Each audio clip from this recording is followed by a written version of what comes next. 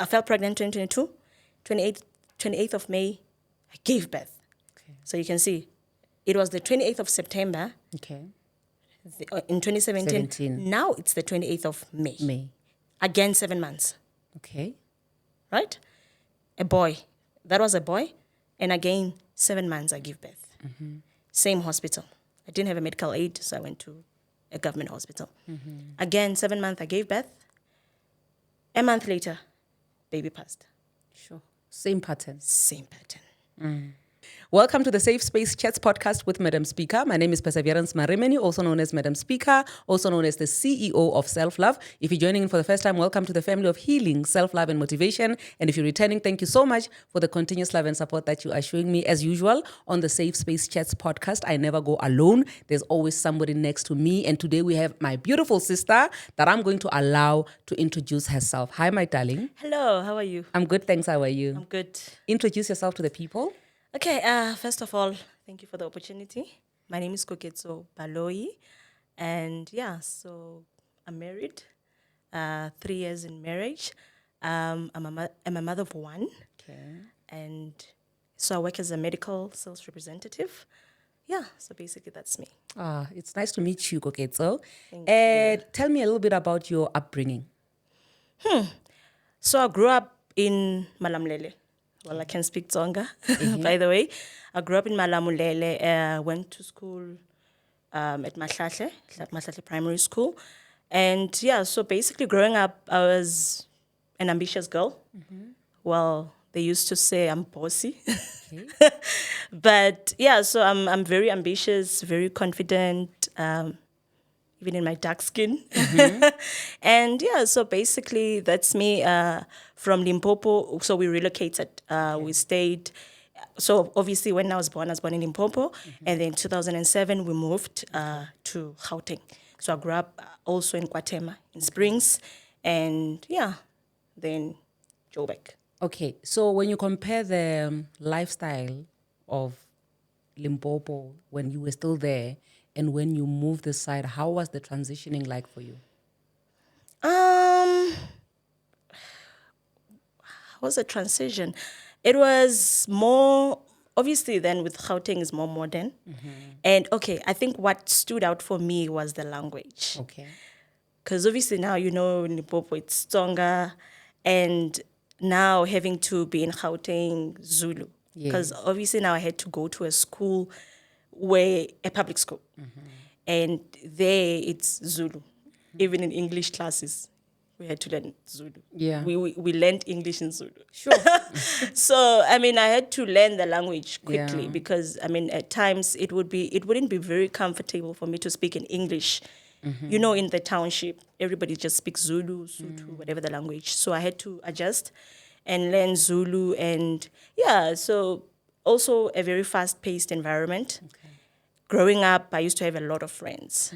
And my mom would be like, no, Limpopo was a bit different. Okay. Because you can imagine also the influence, the pressure. In Limpopo, there's not so much pressure, but, in Gauteng, the lifestyle.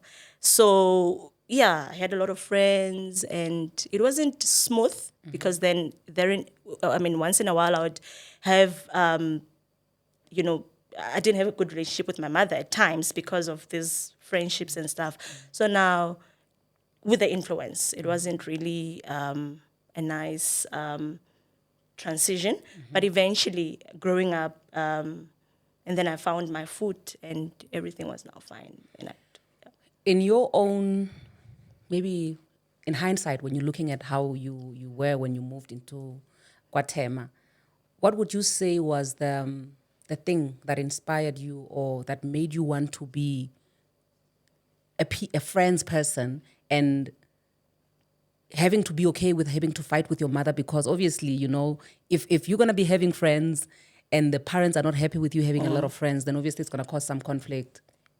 To be honest, I didn't see it as a big thing until now. Yeah. Until now, because looking at it now and looking at how I grew up then, I could realize that no. It wasn't a good thing. And actually now I remember when my mom used to tell me, no, you can't have so many friends. You can't, because I would bring them at home and we would, it wasn't safe also. You understand? It's not like Limpopo. Limpopo, you can, I'm not trying to say, But it's safe, do you it's at understand? home, Yeah. yeah. So I think I understand now what my mom used to say because I've grown up. Okay. And so, yeah. Yeah. Okay, to somebody who actually has a lot of friends right now Yeah. and they're not getting along with their mother, what would you say it's that one thing, that made you realize now that you're older, that maybe they might have to look into realizing when they also get older? Because I do believe that the reason why you are here now, where you feel like, okay, now I see why it's not a good idea, there has to be a reason behind that. Yeah. So now the reason why it makes sense. It's because obviously I'd like to believe I've grown spiritually. So it's more spiritual than physical. Okay. Because if you've got a lot of friends, and I'm not saying people shouldn't have. Yeah. Obviously then it depends what you share. Yeah. Because it gets to a point where not everybody is happy for you. We need to. Even if you're a Christian, you can't be naive. Yeah. We know. Even with the relatives, not everybody is happy for you. Even with friends, even with family, not everybody is happy. So now, if you find yourself with a circle of friends, some have got good intentions, but some don't.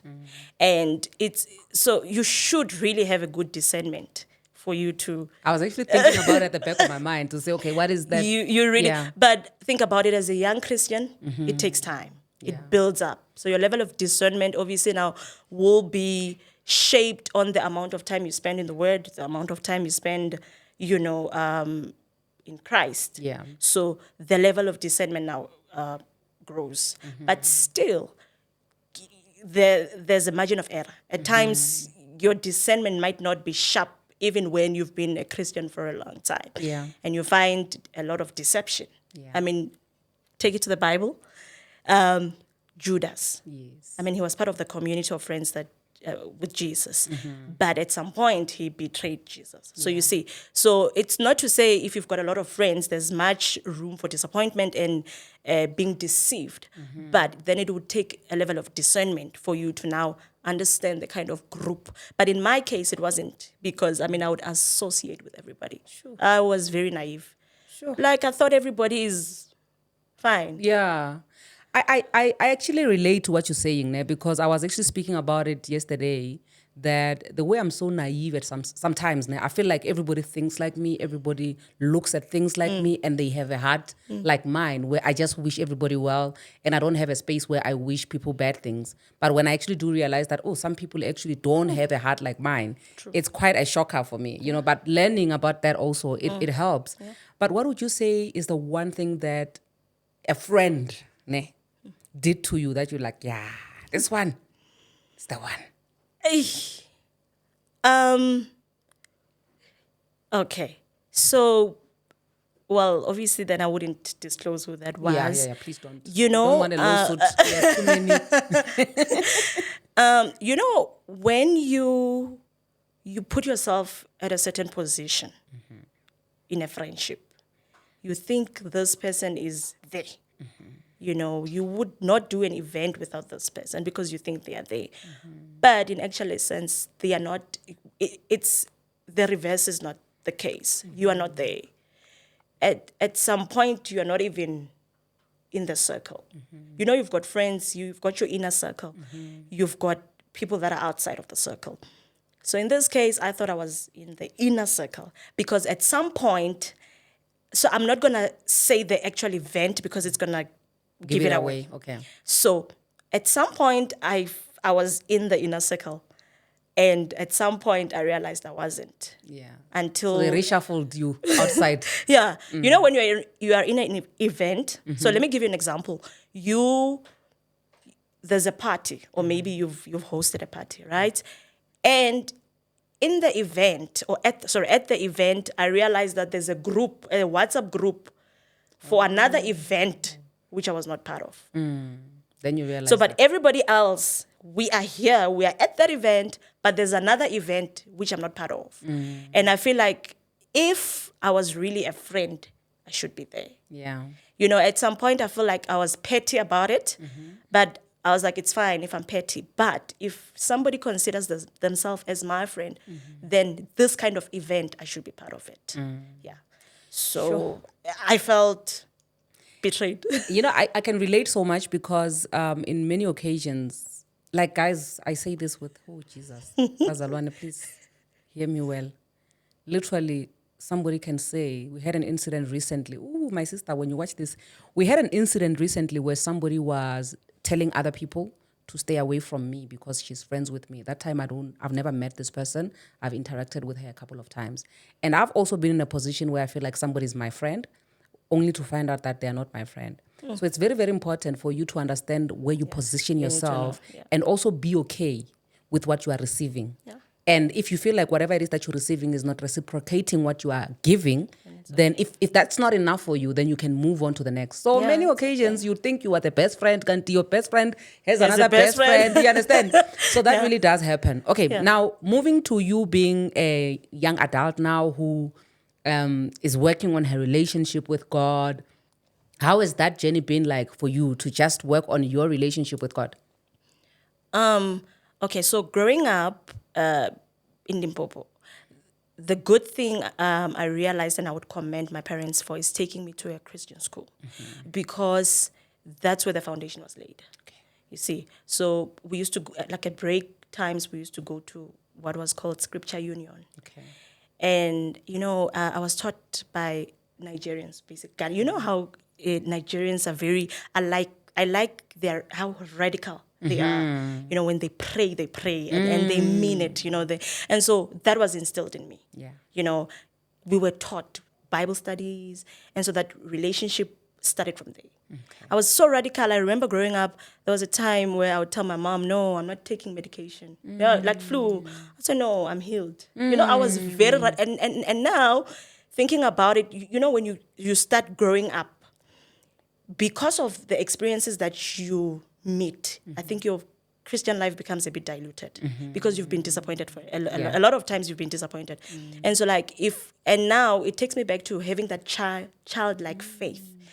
You know, then I would think if I'm healed, I'm healed. There were no blind spots. I was very, you know, like that, and so that now having to grow in my Christian walk because of also a lot of disappointments, like I said, and now you begin to see a different character of God, which might be distorted because of experience, right? Because it's not all characters that we see of God that are actually true. Yeah. It's because sometimes you might be looking at it from the lens of your experience, right? Yeah. Then if you look at it that way, then you think God is like that. But in actual essence, he's not. It's because you do not know something about him. That's why. You know what you are sharing now, it reminds me of a story that I once learned. I don't even remember where I learned it from, but it was a scenario of saying God is like, you see this bottle that I'm holding in front of me. From where I'm seated, I'm viewing God from this angle. From where you're seated, you're viewing God from this angle. Yeah. From where she's seated, she's viewing God from that angle. And there's somebody who's actually viewing God from the top aerial point of view. So we all view God from different angles. And sometimes that makes it difficult for us to even want to get to know God even more because we think we know God based on that one angle because we've not faced a lot of things in life. Yeah. And it's sad because other preachers preached based on their experiences. And it becomes very distorted. Because think about it, if you're going to preach from a point of disappointment, what kind of message are you sending out and about God? And so you see, that is why I have a problem. And I'm not saying it's wrong, but I have a problem each time, let's say there's death, and somebody says, God, your will hurts. I'm not saying God's will does not hurt, but you need to be sure that it's the will of God. Because sometimes it's not. You know, we find ourselves saying things about God which are actually not true. So you see, so that's why it takes then a lot of time to spending more time with him and having a lot of experiences, having a lot of testimonies so that you have a different angle. Like you said, if that bottle that you were holding, if I'm looking at it from this angle, if there's a different experience, I'm sitting there, I look at it from that angle, I know what it is when I look at it from that angle because I've experienced it. Now, if I didn't, I'm You would sticking. only know from one yes, angle. I'm sticking to that angle, which might not be, yeah. Yeah. True. So would you say that there's never been a time in your life where you would say to God, your will hurts, or you face something in life that makes you even question the very existence of God? Yeah, look, there were times, but like I'm saying, I need to ascertain that truly it is the will of God. Okay. You get what I'm trying to say? Because, okay, when I share my experience, I'm going to tell you why I'm saying this. Because then what happened to me was in the will of God. Okay. And it was easy then for me to say, God, no, I'm not accepting this. Your will hurts. But it wasn't Him. Until I found out that it wasn't His will. Okay. Then I knew I had to confront the situation that I was facing. You get what I'm trying to say? Okay. Until you are sure. Because there are times where obviously His will hurt, because if there's somebody that you've prayed for healing and it didn't happen because of whatever reasons that God has, it's painful for Him to take that person away. But you need to be sure that it was the will of God. And obviously that takes another Okay. level.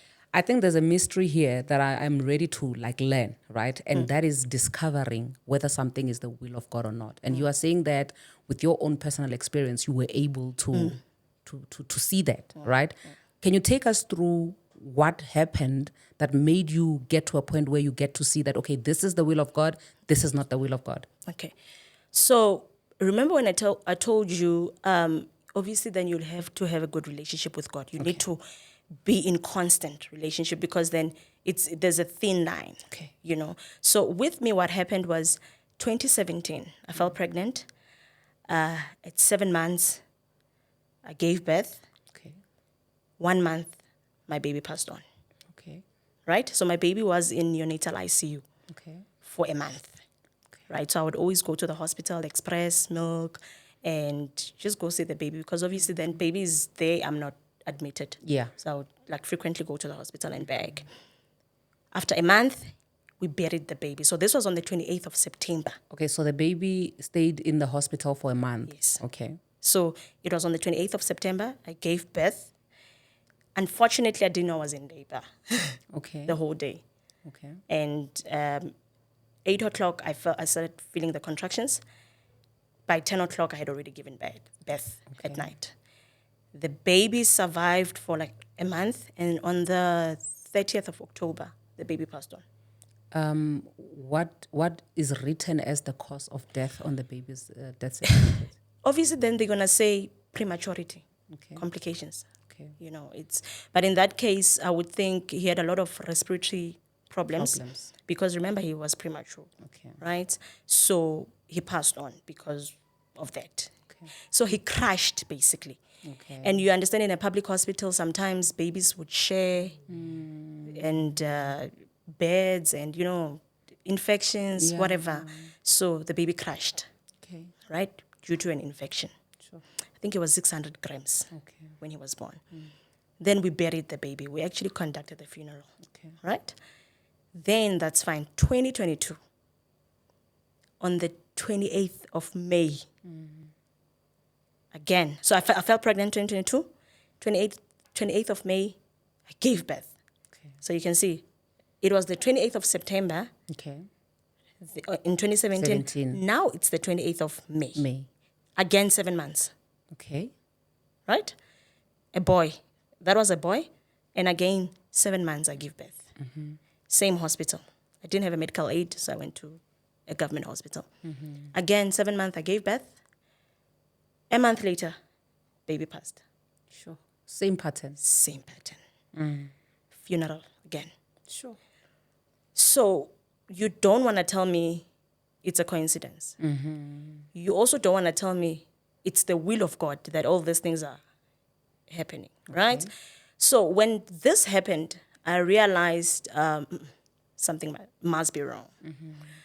I remember I used to listen to, I don't know if you know Apostle Joshua Salmon. Yes, I know him. I love his sermons, by the way. Yes. So there's a time I listened to one of his sermons called Altars. And I realized that I'm dealing with an altar. Okay.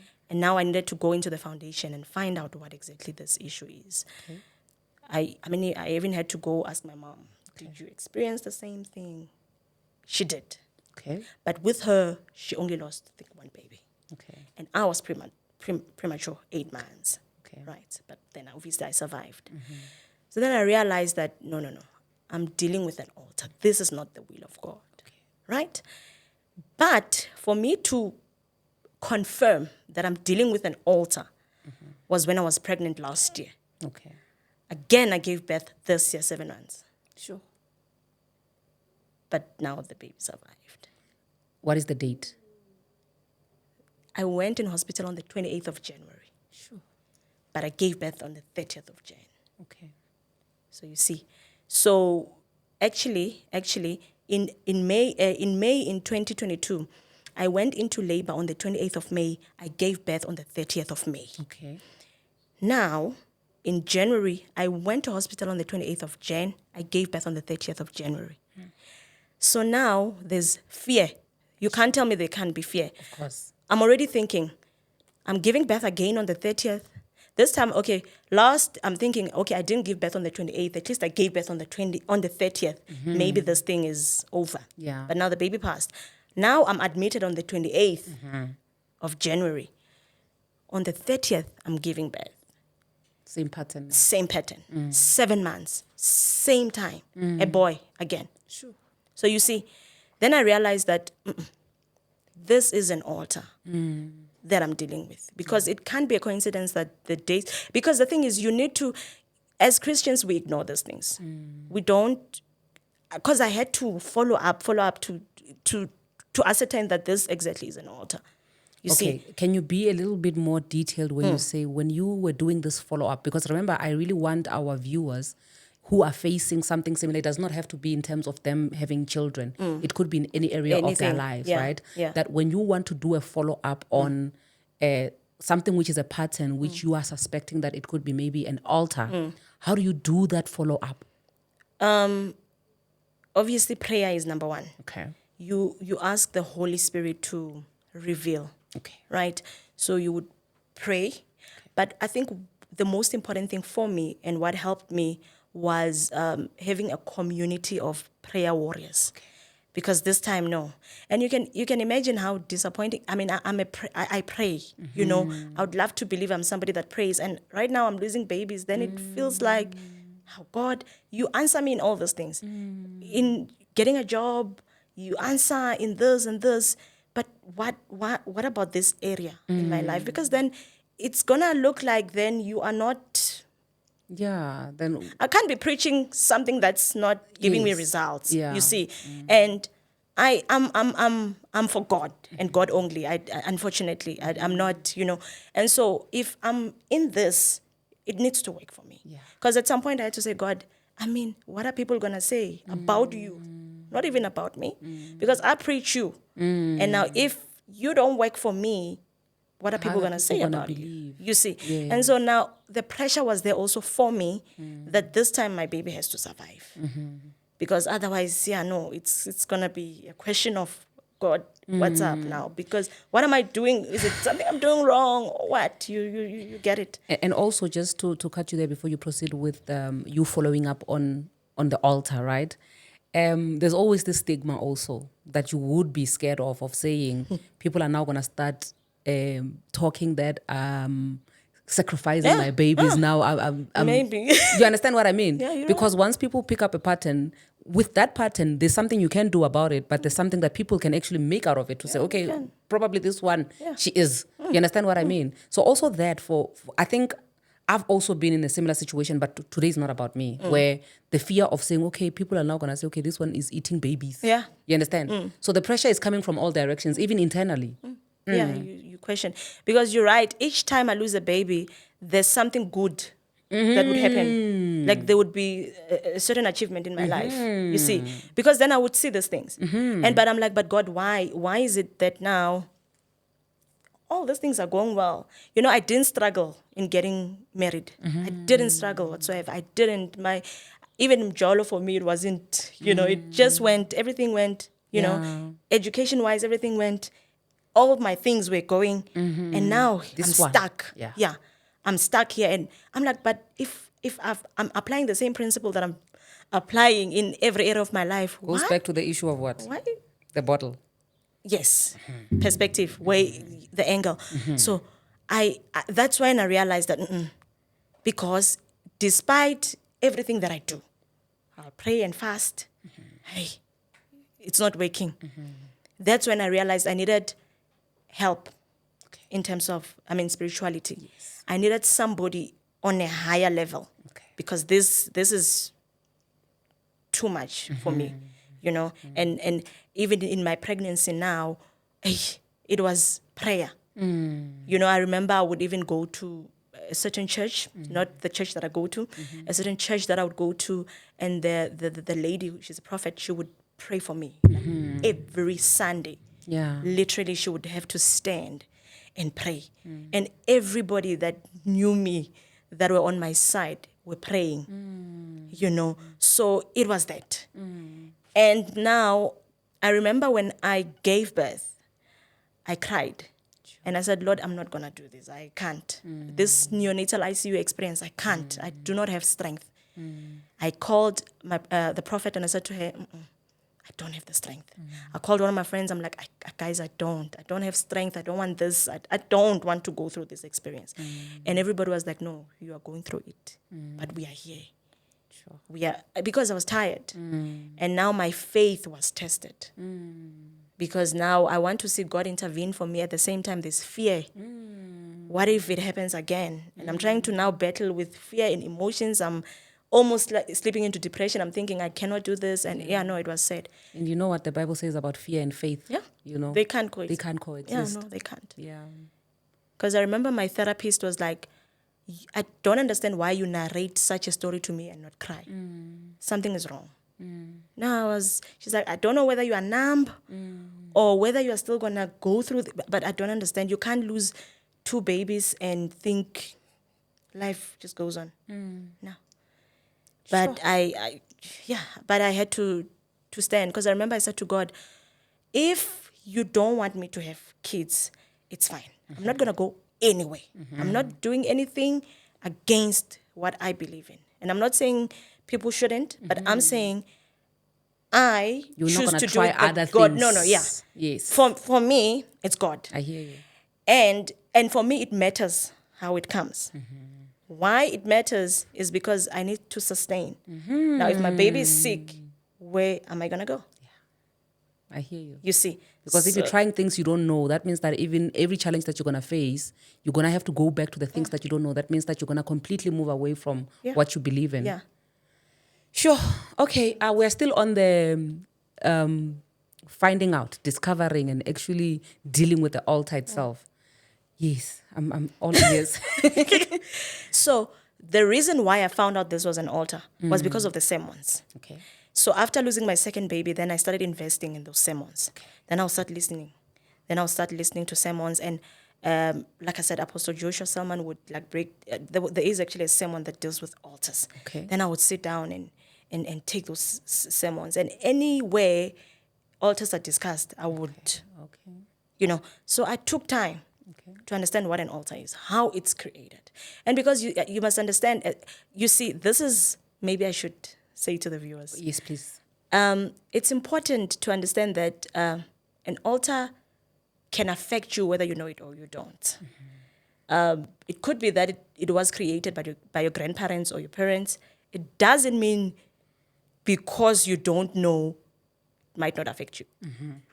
That's the problem with altars. They are very demanding. Sure. You see, if there needs to be a sacrifice, it needs to be done. Sure. You see, and if that sacrifice is not done, whether you know it or you don't, it's going to affect you. Like, we didn't know this. We didn't grow up, like at home it was strictly Christians. We didn't do anything else besides prayer. We just only went to church. We don't know anything else. Yeah, you don't know the altars which were set way generations before you were even there. Yes. I think the most important thing here that from time to time I would always, speak about is the fact that you see when it comes to your belief system, there's always this thing that we believe that in our family, when you go to the doctor, for example, you're being checked for high blood pressure, they'll tell you, is there a history of high of blood high blood pressure in your family? Is there a history of kidney whatevers? Is there a history of this, and that? Some of these things that we call histories of things happening in our families, these are really altars. Yeah. And because we just say, no, in my family, Yeah. we are dysfunctional. We are like in my that. family, nobody gets married. In my family, And it's normal. Yes, Like we embrace it normalize and we also. embrace all these Like altars. yeah. That's the danger. Yeah. That's the danger. You see, that the reason why I said, if I'm a Christian, because I had to challenge God, I said, if I'm a Christian, it needs to work for me. I'm not accepting things. I mean, I'm not going to accept. That's why I said to God, if you are going to give me children, it has to be your way. Sure. Because I've heard a lot of advices, eh? I'm telling Yeah, they will tell you. No, now it's time. Now it's time. It's fine. We go We've seen this you way. with your God. Yeah, We've now, seen yeah, him. now My you pause sister. God, now we do things. I know. So that's when I realized that I'm not gonna be able to sustain this. Yeah. I don't know this. I don't even want to go. If God does not want me to have children, because for me it matters how I get these children, like I told you. So I said, if it doesn't work, and let's test God. If God does not answer, if God has failed, if God cannot give babies, then let me stay. Yeah. I'm not trying it any other way. And thank God, because my husband is also very supportive, right? He's very supportive. He's also there. Yeah. So we said we're going to do it the God way. Yeah. We are going to trust God, and God is going to do this for us. And that's why we had to involve people that are praying, So yeah. I think also another lesson that I'm learning here is that we as Christians now, we have an underlying what do you call this thing? Arrogance, that comes with the fact that, I know God, so because I know God, there's nobody in the room who can actually tell me, and I'm not going to prove to you. I don't want you testing me to see, did you pray? Because obviously when you go through the things that you go through, the first thing that people will ask you is, so my sister, are you even praying, Mara? Yeah. They will question your faith, in God. And in most cases, you won't even want to share what you're going through or even ask for help to say, help me, because people will be questioning your faith. And because when you know your faith in God, that thing is going to trigger you for people to even question your faith. You understand what I mean? But also another thing that I feel like for me, it's like a big lesson is the fact that when it comes to us being humble, humility, ne? Humbleness is not only applicable when we kneel down and we pray to God in our secret places.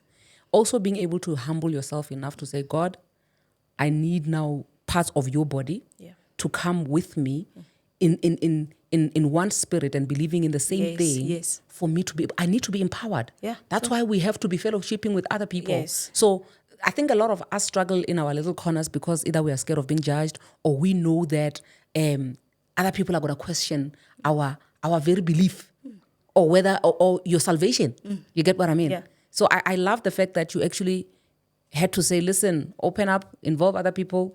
Let's bring more people in. Yeah. Yeah, because I mean, it's the reason. Okay, so Apostle Joshua loves saying, "What you don't know will kill you." Sure. Because then I realized that then it means I'm lacking when it comes to this part in my Christian walk. Then I need to invest in it. I want to understand what this thing is. I never knew what altars. Actually, things of the spirit were very hidden from me. I wasn't so much more involved in like I was a Christian, very radical, but I think I was lacking in the area of the spiritual realm, having to understand that everybody has got access. Okay. I mean, even the devil has got access to the spirit realm. That's why he can manipulate the spirit realm. That is why I could have gone anywhere else, but I could have gotten a baby. You understand that I could have gone anywhere and still got a baby. But you see, the problem with me is sustaining. Yes. The thing is, I could have created another altar, which means my children, when they want to get children, especially a girl child, if I give birth to a daughter, because I've already started an altar. On top of another altar. On top of another altar. So meaning that already I'm creating another altar. Meaning I'm saying it's fine for my child to also suffer the way I suffered, because then I don't want to break this thing. Because I don't want to be in charge. I don't want to break it, because breaking it is hey, it's another thing. Yeah, because it's gonna take time for me to break this thing. Now, if I'm fine with let's lay another altar. Sure. For me, I mean, I could have. That's I could choosing have. the easy way out. Yeah, You no, could have done I that. I could have chosen the easy way out. Yeah. Yeah. Could have said, no, you know what, now it's fine. Now we pause. We pause the prayers, we pause the faith. Now we go the other deal way. with the familiar things which Yeah. are familiar as to how the altar was even created to Yeah. begin with. Then I go back to church and say, thank God for my baby. But I know that I actually helped. Sure. I didn't even help God. I did it my own way. I had an option. So the thing is, we Christians have got options. Sure.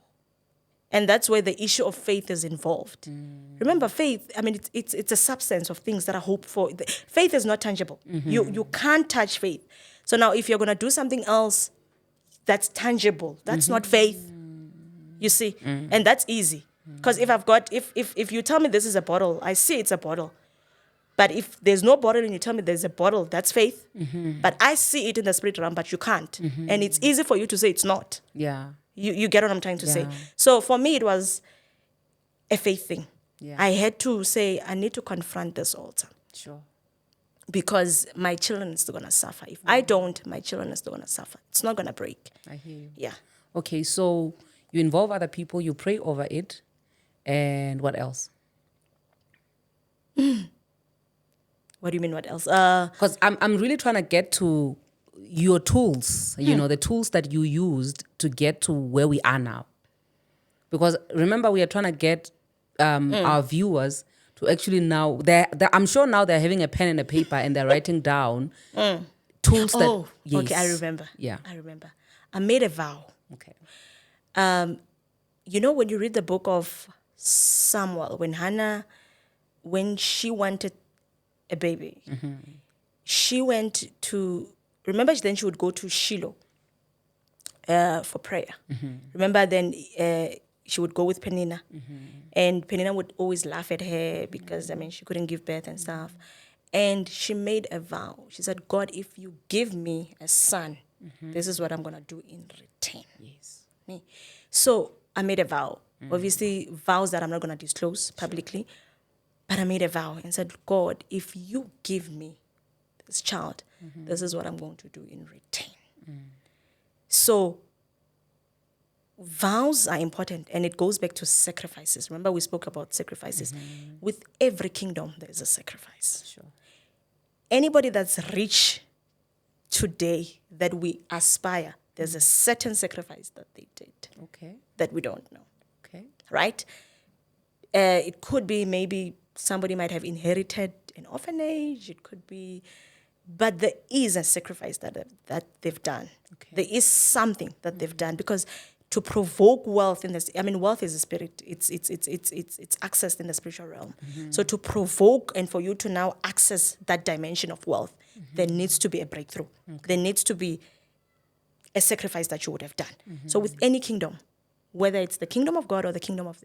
And you must understand what happens in the kingdom of darkness is an imitation of what happens in the kingdom of Light. light. Right? So the enemy sacrifices.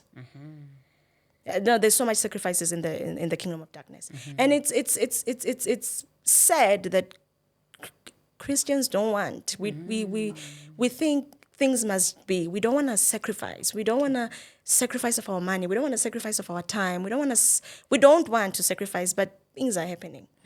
You know, so there has to be a sacrifice. Okay. It was after when King Solomon, before God came, the visitation came to him. It was after he sacrificed. When God said, "What must I bless you with?" He said, wisdom. Wisdom, yeah. You understand? So it was after a sacrifice. So when you study the men of God, when you study the word, you realize that there's been a lot of sacrifices that were made. And it was after, because remember, after a sacrifice, God sees your heart. It's through a sacrifice that God is able to have access to the condition of your heart. What is the position of your heart in terms of how do you view money? Okay. Do you serve mammon? Do you are you a servant of money? You know, it's when you have sacrificed in that area that God sees that I can use this person in this area. Okay. So, yeah. Okay, in this day and age where I can come and arguably say that I am a living sacrifice, Jesus Christ died on the cross of Calvary. God sacrificed him so that I don't have to sacrifice the way that the people before Jesus used to sacrifice. In this day and age where I am struggling with fertility, I'm struggling to get a job, would you be able to maybe a little bit disclose your secret in terms of the sacrifice side of things for you to be able to destroy the altar? So you mean say exactly what kind of sacrifice, or the setup of a sacrifice? Are you in a position to share? Maybe I'll just give examples of Okay. sacrifices, or maybe, okay, let me not say, okay, I didn't really want to disclose exactly what kind of sacrifice I made with the Lord, but maybe let me give one. Okay. So with me, because I trusted God in the area of children, I had to sacrifice in that area. Okay. So I would like adopt a child and say, buy them clothes Okay. or buy whatever, or just inherit an orphanage Okay. or a home and buy food, or yeah. So it would be in the, okay, let me put it this way. With whatever that you're trusting God for, let the sacrifice be in that area. Okay. Right? I hear you. You are believing God for marriage, maybe. So maybe your sacrifices would be around that area where you would probably, I don't know, maybe adopt a couple that you would want to sacrifice with whatever, or maybe for Maybe example, sponsor with a dress sponsor since with I a make dress. Yes, dresses. like, so you know your friend is getting married, and then you probably want to say, what would you want me to help you with? So like you're planting a seed. Okay. So remember, a seed produces its kind. If I want an orange, I need to plant an orange. So in this case, if I want God to answer me in that area of whatever it is, I had to sacrifice in that area. Okay. And in this case, for me, because then now I would start buying babies' clothes in my secret place where I'm praying over them. But now the action part of that, remember now, faith without works is dead. I can't just be trusting God and just having this with me, but I'm not doing the action part of it. So now in this case, the action part of it would be getting a baby that I'm gonna sponsor something for, maybe buy, or maybe a homeless child. Then so that's what I did. Okay. You know, I Okay. got a home, and I bought clothes, school clothes for that home, and yeah. Okay. So the sacrifices that you are now sacrificing, is it only after losing your second baby that you're realizing that this is how you should be breaking the altar in a way, or is this after you've had your own baby? So it was after losing my second baby. So basically after losing my second baby, I wasn't so much. It was so much of studying, Okay. like sermons and more, just educating myself, empowering myself. Okay. When I was pregnant, Okay. yes, when I was pregnant, actually I made this vow when my baby was born. Okay. Because now remember, baby is now born at 7 months. The pressure's coming in again. I'm thinking this time, because then you don't know if this altar is broken or not. Okay. I wanted to get to that actually, to say, how do you now get to a point where you're like, the altar is finally broken? Yeah, so now when I'm in labor at 7 months, history is kicking in. No, this thing is not broken. Because I'm thinking, after a month, giving birth on the 30th of Jan, I'm thinking on the 1st of March, ne? It's a month, Yeah. I'm losing this baby. And I have it in my mind. I'm already seeing the funeral in my mind. Sure. So I need to reverse this. I need to take this out of my mind, you see. So now that's when I had to make a vow Okay. and say, God, please, Occupy your mind with other things. yes. And I said, God, if this child, please, for this child to live, let me do this. Can I do this? And also what I did, I didn't wait for my baby to be out of the neonatal ICU for me to do it. I started. Okay. I started. The minute I made the vow, when I had money, I started. Okay. I said, Lord, even if it's not yet done, I'm starting. Okay. And you see, the challenging part of this is that even when you have, it's tough because even when you are trusting God and when your faith is there were times I remember when I would go to the hospital and the doctor's like, the baby's brain is bleeding. The baby's bleeding in the brain. And I'm like, okay, I don't know. Fear wants to creep in. I remember there was a time when I went to the hospital, there's a family that came in and they were holding this branch. I don't know when this leaf. So apparently when you lose someone, you have to come in the hospital. Collect the spirit. Yes. So I saw this family come in. I remember my baby was in this cubicle and I saw this family coming in, like almost like next door from our cubicle. And I see they're coming. So basically, they're coming to collect whatever it is. So now it hits me. Sure. And it's at this time when baby's critical. So he was born at 800 grams. It's at the time when he was critical. And I'm seeing this family. And it hit me. I remember I told my husband, I'm shaking now. I don't know. I'm scared. I don't know what's going to happen to our baby. He's like, no, this is a different situation. Please, let's just, let's stand in faith. And so you are still tested. Sure. Even if your faith is on that level, it doesn't mean you will not be tested. And I mean, it's a disclaimer, guys. It doesn't mean when you have a good relationship with the Lord, you will not meet challenges. I mean, even if you don't believe in God still, challenges are there. It's just that when you are with the Lord, it depends who you are with in the boat. You see, it's a matter of who you are with. So in this case with me, even after making that sacrifice, then I went to the hospital. No, baby is bleeding, brain. And I remember I called my prophet. I'm like, hey, the baby. She's like, no, we are standing. She's like, okay, so we are standing, not this time. We are standing. And I could feel the upliftment, Yes. and I would call my friend. She's like, friend, no. Remember what you're going to confess about that baby. And my mind is like, is saying, no, remember history. History is coming in. No. It's like a conflict, Yeah, a huge conflict. it's a conflict. Now. When at times you go to the hospital, the baby's out of the ventilator, tomorrow baby's back. Sure.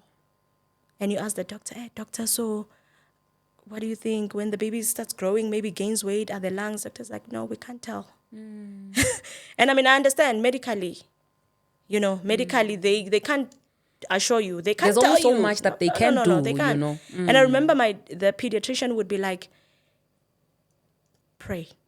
He's like, It's all in, we don't know. He's like, we don't know. It's all in God's hands. You know the funny thing about what you're saying now is that we take all of our trust, right? We put it in the hands of the pediatrician. Yeah. The pediatrician who's not even trusting in themselves, but they trust in the God who actually is the decider of life, because they know that they do their part, then God has to do the rest. But we choose to focus on the one that actually, they're not even depending on themselves. Yes, they can do whatever it is that God has blessed them with to be able to carry out, but beyond that, They can't. they can't. You know why? Because remember, it goes back to tangibility. Because you can hold on to the fact that now this person did medicine. No, this person went to school. This person is a specialist. Even worse if it's a specialist. So now you're thinking, this person knows what they're doing. But they don't know. They can only do what they can, and it gets to a point where they are stuck. Yeah. It got to a point where I was like, they were also radical. I put a verse on the incubator of the baby. I wrote it. I'm like, no. I need to do something. I need to, because now my faith, I'm building myself up. Because now it's messing up my mind. I'm at home. I'm thinking, when you get a call at night, like, what do they want? What is it? What is happened? baby? And they tell me, no, they want milk. No, my milk supply is exhausted. Please bring. And I'm already messed up, because I'm thinking, I'm afraid. I don't know what they're gonna tell me. So you see, I needed to frequently set my mind, renew my mind. Romans 12, by the renewing of your mind every day.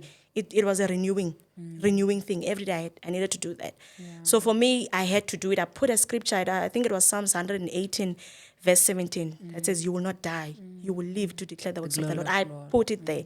And so even the doctors, when they came in, they could see, okay, at least this person is not Has not given up. has not yet. given up. Yeah. And they're not, because even the pediatrician confessed last week when I took baby to check up, and he's like, you guys are so amazing. I've seen people, but the way you guys are so committed and the way you were trusting the Lord, you even gave us strength. At some point we felt, but we could, we wanted to do more because we saw that you guys are actually, you have faith and you believe that this baby is going to be out of the hospital. And yeah. Sure. Sis, I can, you know what? I can kind of relate in a way as you're sharing your story. But the one thing that I would like to know is, what was the one thing that for you was a confirmation? Okay, maybe even if it's not one thing, Yeah. that indeed the altar has been broken. Okay, so I think I'm going to give you 3 confirmations. First, I remember last year when I had just conceived, I went to a conference. Okay. It was a retreat. This lady came to me and she said, by this time next year, you're going to be holding a baby. Okay. So that was number 1. And number 2, when the baby was born, I remember at 12, because I used to wake up a lot. 12 o'clock, 3 o'clock, I'm up praying. 12 o'clock, I remember this lady when we were praying. So when we were praying in that group, somebody said, the one that was leading the prayer said, please pick someone in the group and pray for them. And whatever the Spirit says about that person, please say it. Whatever that the Spirit puts in, concerning the person that you're praying for. So the lady that was praying for me, obviously she didn't know what I was going through. She said to me, God is going to wipe your tears. That was confirmation number 2. And I held on it. I'm like, but God, you can't lie. How on this time, you're not even saying it to me. This person doesn't even know what I'm going through. You can't say you're wiping my tears and want to take my baby, because taking my baby is not wiping my tears. Right now, I need him to live. That's the only way for my tears to be wiped.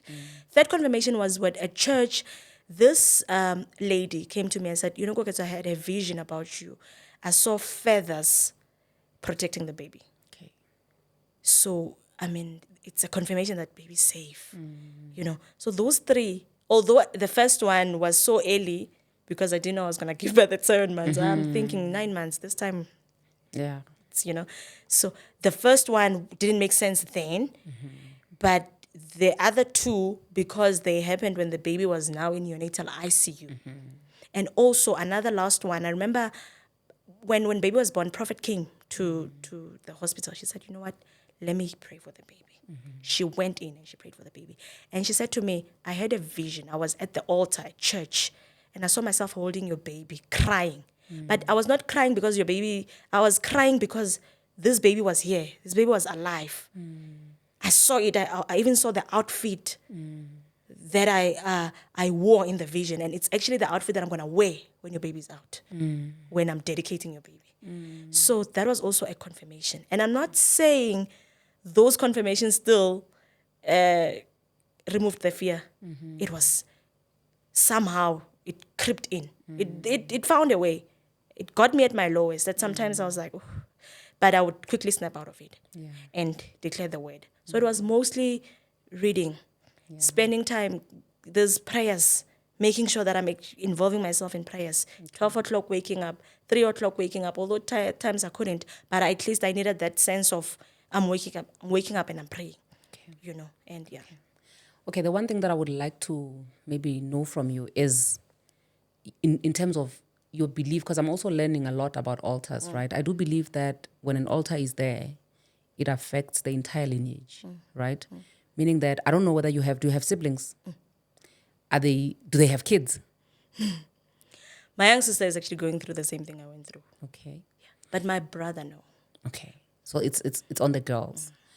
So what I want to know now is, when we say an altar has been broken, does it mean that even your siblings now are delivered from whatever that was holding onto you guys? Or is it a personal thing that you have to individually break yourself and those that are coming out of you from that altar? So the thing is, you need to understand that the devil will always try. Okay. And believe you me, the war has not ended. Okay. I'm not sitting here relaxed thinking, I know this thing is done, because you see, the devil is very strategic. That is why the word of God says we need to be wise as serpents. Okay. You need to be wise, because what the enemy can do is that you think you can't just break an altar and it ends like that. You are already a number one Target. Yes. in the enemy's camp. He's not going to leave you. Okay. You see. So the thing is, you need to be consistent. Okay. That's why I say, and I mean, people might not understand why I have to be radical and why I need to stick in what I believe in, and I can't do anything else, because if I do, the enemy is going to kill me because of all the things that I've already conquered in the spirit. You understand? So now he needs a way where he's going to have access. And if I make a mistake, I'm gone. So what my point here is that you don't just break an altar and it's like that. You just make it much easier for those that are going to come after you. Okay. Because already now there's a breakthrough in that area somehow. Okay. You see. So I don't mean because I've done it now, my sister probably doesn't have to. She needs to still stand in prayer. Okay. She still needs to do her part. But now the thing is, when she prays, it's much easier. Okay. Because then it's available in the spirit. There's already a victory in the spirit. So now she's claiming something that's already there. Remember, I was claiming something that was not there with me. So it means I would probably die with no kids. And it was easy to say, no, it's the will of God for me not to have kids. But then it wasn't, because then you understand that I would have given up thinking it was. So now what I'm saying is that there needs to be consistency. Okay. It's just like in the kingdom of darkness where there's continuous sacrifices. You must kill this. I hear You you. must, shedding this blood, there needs to be, and it's rankings. The more, and the more closer the relationship is with whoever that you kill in the kingdom of darkness, the more bigger. ranking, the bigger you are. Yeah. You understand? Until you get to the highest. It's like that even in the kingdom. You understand? So it's just about understanding the rankings. You need to continuously sacrifice. And in this case, with the good thing about being a Christian is that we don't do a lot of things. It's not tedious. It's not. He's a God of mercy. He's very compassionate. He's a loving God. And so in this case, we do it willingly. Yeah.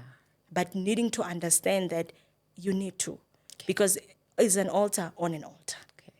So I understand. So there needs to be consistency, if you understand what I mean. She needs to pray.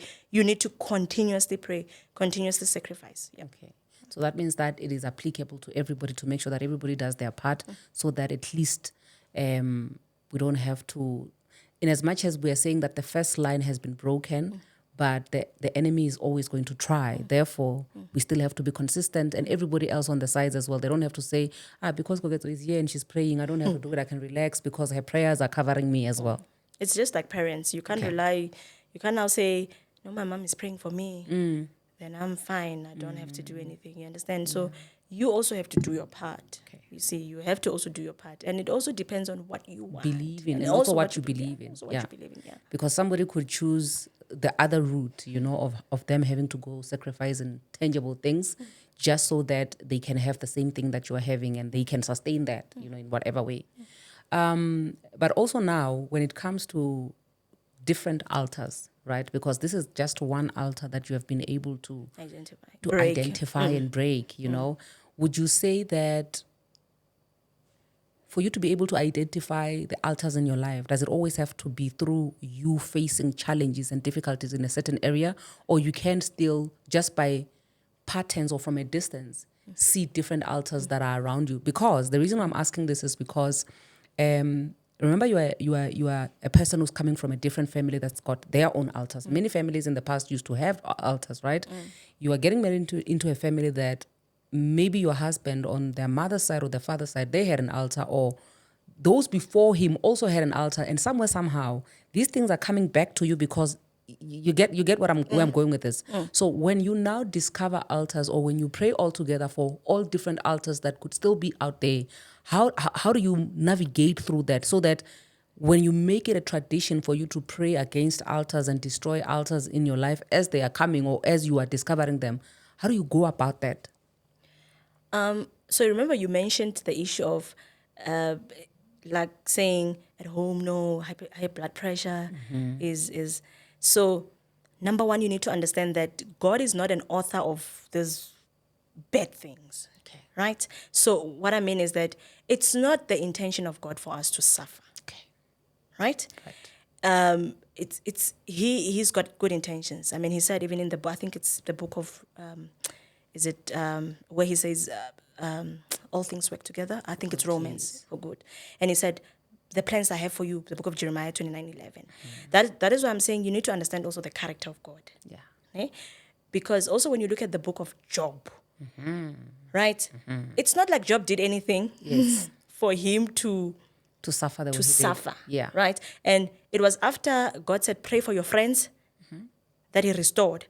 Because if you look now, at some point, there were blames. I mean, even at some point, Job Himself. He himself was like, blamed. God, I cursed No, the day he I did. was born. Exactly, he did. Yeah. And God, at some point, God was angry. He's like, were you the one that put the moon, the sun, and.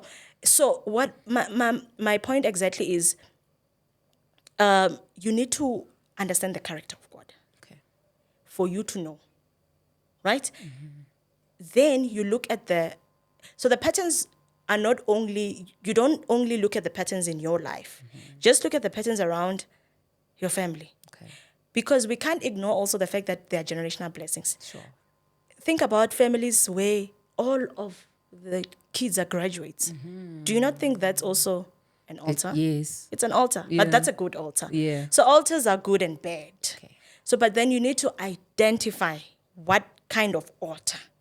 So in my case, I mean, I identified that this was this because in my case, I didn't have to fight an altar of education. Okay. Because that was fine. I didn't have to fight an altar where marriage was an issue. But some people in my family had to fight that. Okay.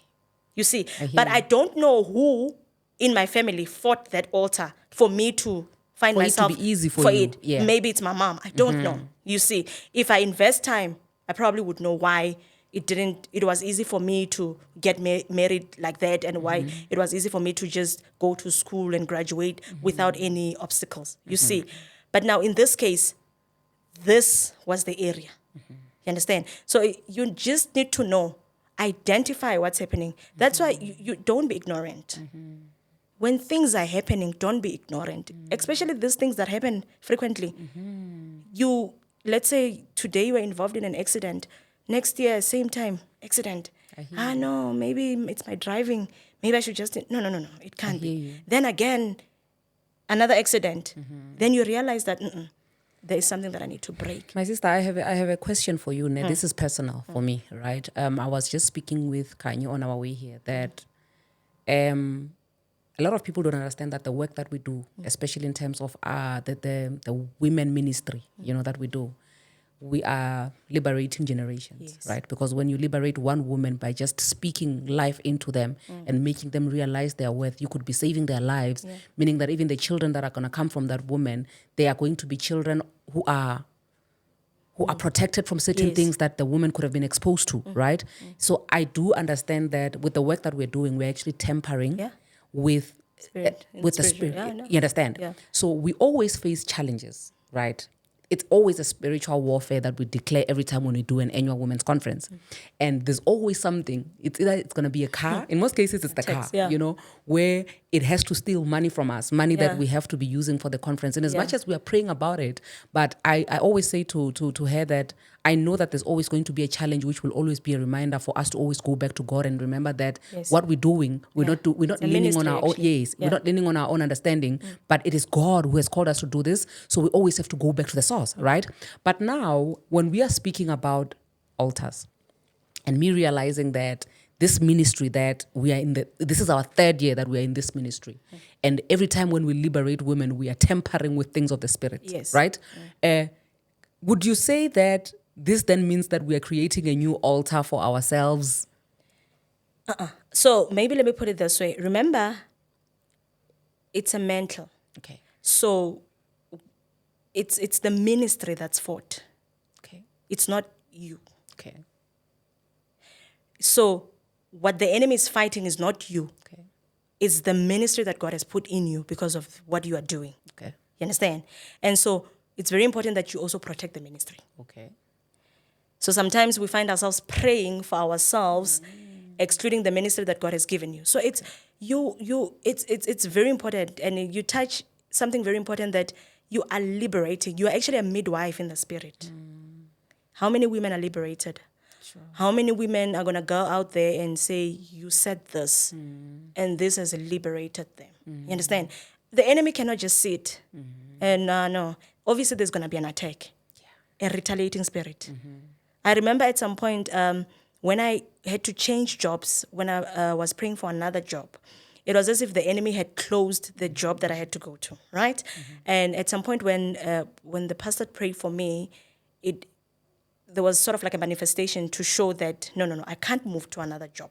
I'm bound to be in this kind of job. So a friend of mine that prays with me prayed for me. And because she did that, she was a midwife. Okay. She got attacked. She nearly lost her job. Actually, we had that discussion yesterday. We were just reflecting now. She nearly lost her job because she prayed for me. Okay. So now she tempered. Okay. You understand? So she hear you. midwifed my job at her expense of hers. Okay. So because now you are dealing with things that were done. So you don't think things are just gonna. That is why it's important to also pray against retaliating spirits. Okay.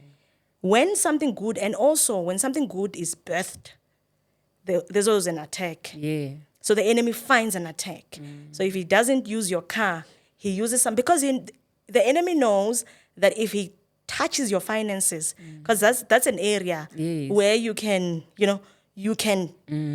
so it's easy for him to see in what area he will retaliate. Because now you are doing this, who are you to be liberating God's people? Who are you? You understand? I mean, even in the Bible, we see Jesus Christ himself, after 40 days and 40 nights, he was tempted. Tested. He was tested. So you see, so it's also like that with us. Okay. So pray for your ministry and say, God, you gave me this ministry. And remember the issue of vows. So you are saying, God, I'm doing this for your kingdom. So it's not for your name. Yes. It's not for fame. It's for his ministry. It's for the work of the Lord. And you are bringing it back and say, God, protect everything that is mine. Because I am doing this for you. Okay. You understand? So it's important because it's a ministry that is fighting against. It's a mental. It's not even about you. Okay. He could use anything else. Even if it's not a car, he could use anything that's obviously going to Link back to me. link back to you. Okay. No, I hear you, my sister. But in closing, I want you to tell us about where you are now today, because this is the testimony. We have arrived. We are here.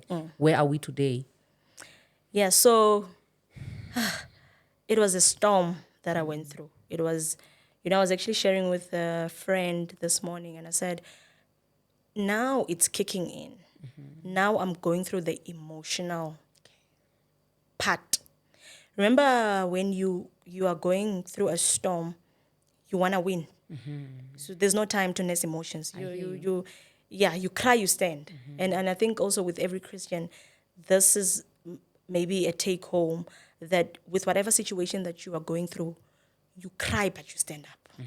Because eventually you have to win. You see, so in battle, there's no time to be crying. There's going to be a time where you're going to cry. But when you are in the battle, you cannot be crying. So for me, when I was going through all the emotions, going to the neonatal ICU, the dietitian at some point said to me, I said, this is normal. She's like, no, this is not normal. This is not a normal situation. A normal situation is for you to give birth and go with your baby home. So now you've normalized this for you to cope, you see. So she said, this is not normal. So my point is, now that I'm actually out of that situation, because baby is actually out of neonatal ICU, he has gained weight from 800 grams. We're looking at 3 kg now. Now it's hitting. The aftermath. The aftermath. I mean, it's coming back to say, and I'm looking, God, how did I go through the situations? But, and a friend was saying to me this morning, you see, when all these things start coming, because it's easy also to slip into depression. People don't understand that even when you are in the Lord and it's easy to still slip into depression if you do not know how to manage your emotions as well. So I'm at a place now where I'm thankful. And I'm at a place now where I understand the importance of people and that you do not look down on anyone. I mean, even if it's a security guard, even if it's a cleaner, everybody is important. You need men. Joshua Simmons always says, the blessings of the Lord are from God to men, through men to men. You see, so you need another person. So for me, I really appreciate the people that were in the situation with me. And so now when I go back, I'm giving thanks. Even going to those people and honor them and saying, like, thank you. Even if it's to take out my money and say, I'm planting a seed of thanksgiving. So I'm going back. I'm going back and saying, you've been with me. It wasn't, I mean, you could have just done your own thing. Why would you want to be in, who wants to be with somebody who's going through a lot, and here you are praying with me. And so now I'm going back, as an act of gratitude to say thank you. I'm at a place of gratitude. I'm at a place, I'm not relaxed because I'm still praying and I'm still covering my baby in the blood. I'm still doing the vows that I've made to the Lord because I can't just stop. It has become a ritual now. It has become a new thing that even my children, I would want them to do the same thing that I'm doing, you know. Yeah, so I'm at that place. I truly thank God because I feel like if it wasn't for him, I wouldn't be where I am. And I am more humbled in life. I'm more, I'm sensitive, especially when it comes to these issues. I don't want to hear people asking, when are you going to get pregnant? You know, those questions. Yeah, why are you not getting your second born? You know, we can't keep asking women this kind of questions. It's not nice because people are struggling. So I'm at that point of gratitude and I'm saying, thank God for what I have. And my sister, so more than anything, I really thank God for actually you sitting here and being able to share your testimony because, as you're speaking, and as I'm envisioning this whole episode, I'm thinking there's somebody who is sitting in a corner right now who has already given up. And as they're watching this episode, this is exactly what they need. This is the type of testimony that they need to actually turn their lives around and reconsider their relationship. Because, when you're at your lowest and you're confused, you can easily be manipulated. I know that somebody's probably going to be watching this video at that point where they are gullible so much because of what they're going through, because of desperation. And I pray that this video gets to that person on time. And I pray that it reaches as many people as possible so that it can change lives, not only in the area of receiving children, but in many areas, where we can just sit and do some introspection to say, okay, in my life, this is the area where I feel like I need to just confront the situation and start a new thing with God and see if God cannot make a difference in my life in this area. I really, really appreciate you for that. Guys, before we forget, Wazalwane, this episode was sponsored by Send Studios, our home based in Edenvale, ne? And also my hair. It's from E2 Hair Studio. Big shout out to E2 Hair Studio. My beautiful dress is from Crowned Lioness. Guys, I feel like a queen every day. And also a big shout out to Hydro Quench with the water. They've been sponsoring us from day one. And I really just want to thank every single one. Any closing remarks, my sister? We're wrapping up now. Yeah, I think the most important thing is if you trust God, trust him fully. Do not have other options because it's pointless to say you are trusting God, but still hindsight, you've got a plan. Plan B. In case this God thing doesn't work, I'm just going to go next door. My sister, I can relate. I'm telling you, I was having a conversation with Kanye the other day where we were praying for this child who was high and drunk, and we thought that she was going through like her own things, So the only thing that we know, like, I don't care how much I've been a rebel in my life, but I don't know any other place. I don't know any other God. I don't know any other corner.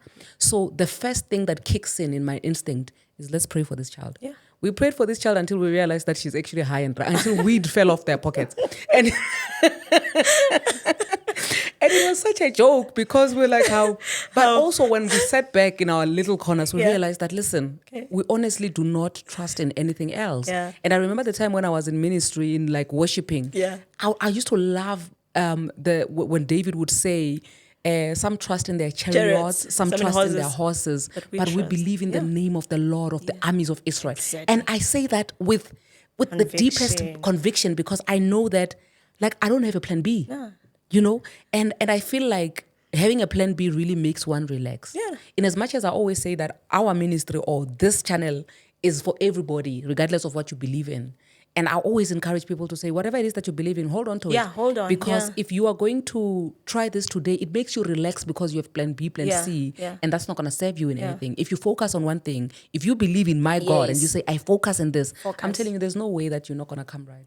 Yeah. But anyway, with that being said, thank you so much, guys. Church is out. Still offering basket now. Umnikelo. Sure, that was beautiful.